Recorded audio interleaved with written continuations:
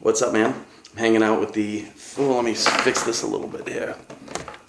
Little 15-inch Serena Archtop, which is a, let me move my little necklace. It's a 15-inch carved guitar, all solid and very, very pretty, as you can see. Very, very low action. Oh my God, it's so low I can do like...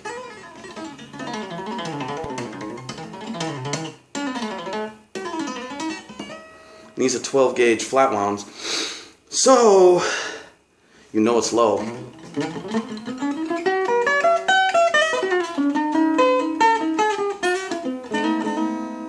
But I just got an email on my YouTube channel, and they were asking about the jazz blues, and I keep promising people I'm doing a DVD on this, and I keep putting it off because I'm lazy with certain. I'll play all day, I could teach all day, but like videos. Anyway, real quick, a jazz blues can be as simple or as complicated as you want it to be. Like if I take a B-flat blues, I'll just play to the chords real quick, and you'll see, I'm hardly moving my fingers.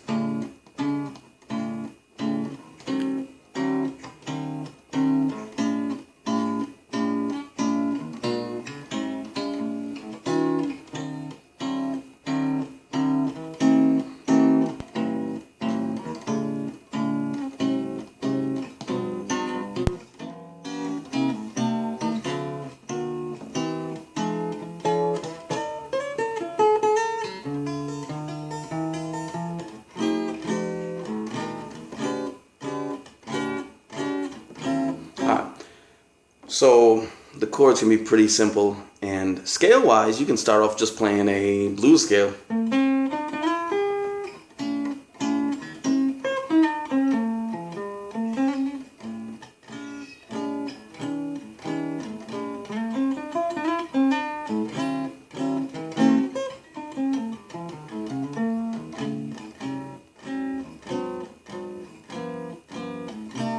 Now on the 2-5, like this would be a C minor to an F, there's a lot of complicated little 2-5 things you can do. One little trick, and I'll get more in depth at a later date, but one little trick you can do on a 2-5 is, like for example on a C,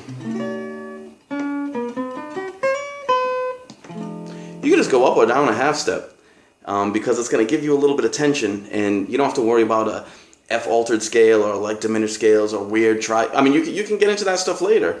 But if you want a quick fix that's just as effective, you can go like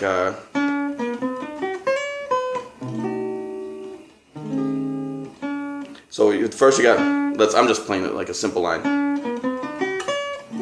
Now you can go up a half step.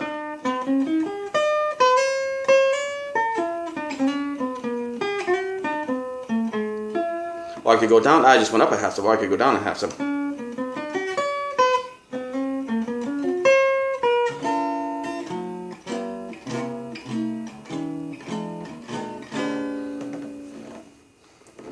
One thing about jazz is everyone's made it so academic because they take something like that, they take a simple idea, which is just, it's almost like a bullshit idea, you know what I'm going?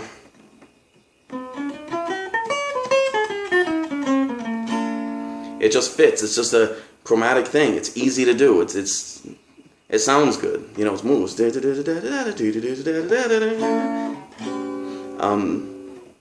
But they have to name it, and they have to make it, I don't know, they have to analyze it and everything, and turn it into this ginormous mess. Now, but when we start getting to more jazzy stuff, you can do the blues scales,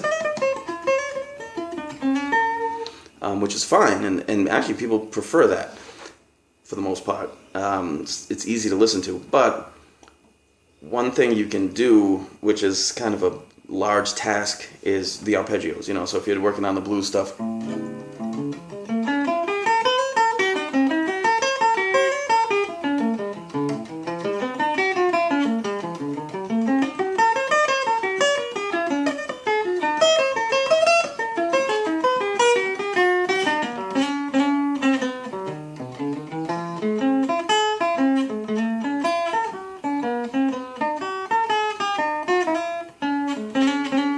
So I screwed that up, man. And then from there, you would simply apply chromaticism to those arpeggios. So instead of going...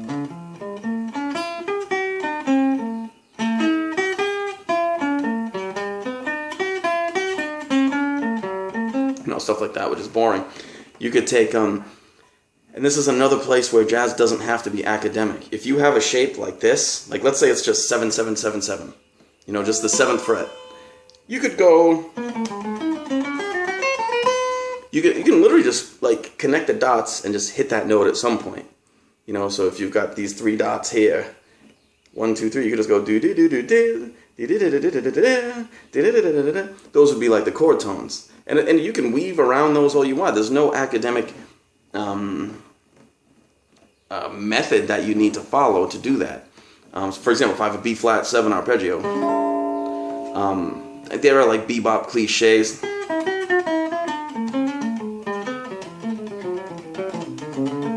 Which is just all chromatic. So for example, I have the F here. I'm just approaching it.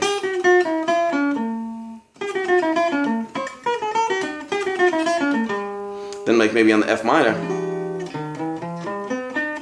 Then back to the B flat.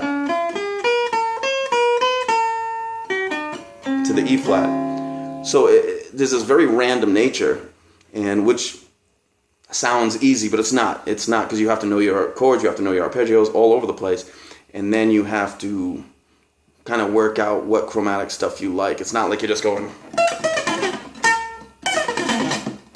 you know what I mean? Like there's some finessing involved, and it's still going to be a lot of work. But theoretically, on paper, it's very simple. It's just the chord tones are there, and you don't even have to hit all of them. You don't have to hit any of them. That's up to you. But if you want to make like a smooth sounding little solo over a certain song, and you know, utilize like a bebop vocabulary, that's pretty much all it is. And anything you apply to those chords can be applied to the scales. For example, if I do that little walk down,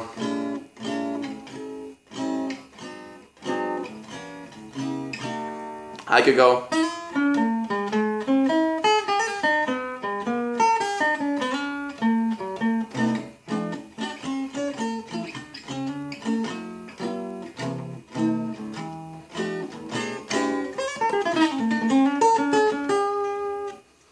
So my advice, if you're just getting into this type of stuff, really get comfortable with the chords, especially like drop 2s and drop 3s. Because every chord has like a little world of stuff. Like this is a B flat. I would probably not play that. I would probably play it like this, like a B flat 9.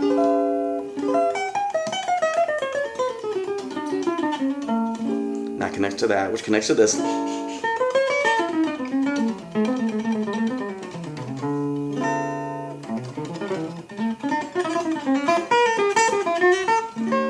You know, if you see the chord first, sorry, I got my door open and I'm just using my phone, so you're hearing some background noise.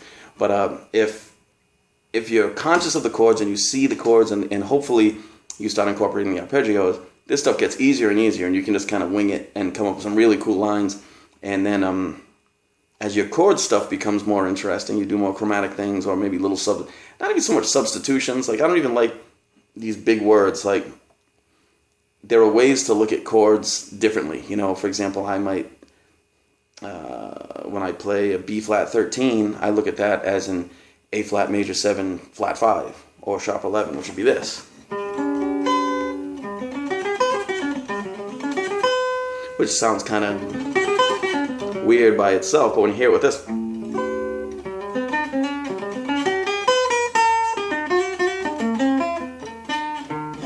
and that's kind of a complicated way of looking at it, but I started developing that type of thing in order to get away from the root and sort of, you know, expand my awareness harmonically. But oh, look how pretty this thing is. Oh my God. This is probably my favorite Archtop I've ever played, seriously. But I sold it. I'm shipping it to New York today. So, look at that, man. Oh my God. So that's it for now. But I will be doing an intensive DVD on the jazz blues and rhythm changes and some other stuff. Some common standards and what have you. All right. Thanks.